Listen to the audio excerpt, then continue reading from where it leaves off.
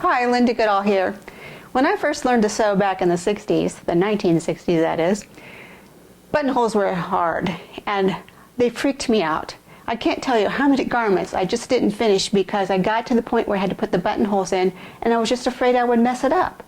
But with today's machines and the NV950, buttonholes are so easy. It has a one-step automatic buttonhole feature and it has 10 buttonholes.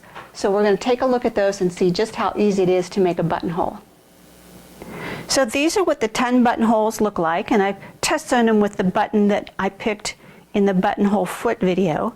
And you can see that I've just sewn each one out, and I've sewn them at the default setting so I can see what they look like. And you know, it might be a good idea to just start a binder or a notebook and store these little test sews so you know what these things look like.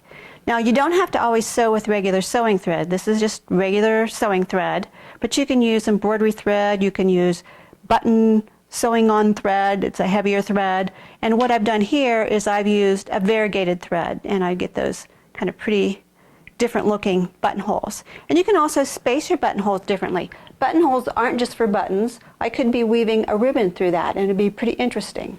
So those are some things you can do with buttonholes. And let's select our buttonhole now. So the buttonholes start at stitch number 48. And I'm going to scroll to the next page because I happen to like buttonhole number 51. And we do have some settings that we can control. We have the stitch width and the stitch length, or in this case it might be called density. And I like mine a little closer together. So let me take that down to 2. And let me show you what that does. In this little sample here, I have sewn the buttonhole 4 different settings. So this is 2, 3, 4, and the default 5. And I don't know if you can see this on the video, but this one is kind of loose and open. This one is much more covered. I don't think I would ever make it that much denser with this weight of thread, and this is just regular sewing thread.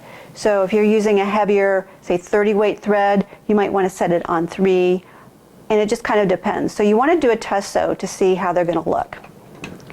So I've got it set on 2. I'm ready to sew my buttonhole and line up my fabric under the machine. So I've lined up my fabric underneath my presser foot, and I've lined up the marks on my fabric with those marks on the foot that I showed you in the earlier video. And now all I have to do is sew. Now I do want to hold my thread tail, and you want it to come under the presser foot. So I'll just sew.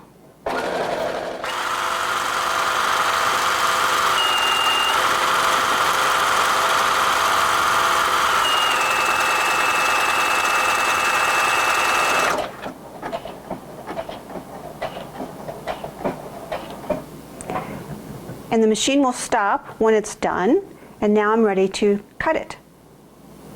So I'll just touch the thread cutter, and now I'm ready to take my fabric out of the machine. And there's my buttonhole. Doesn't get much easier than that, does it?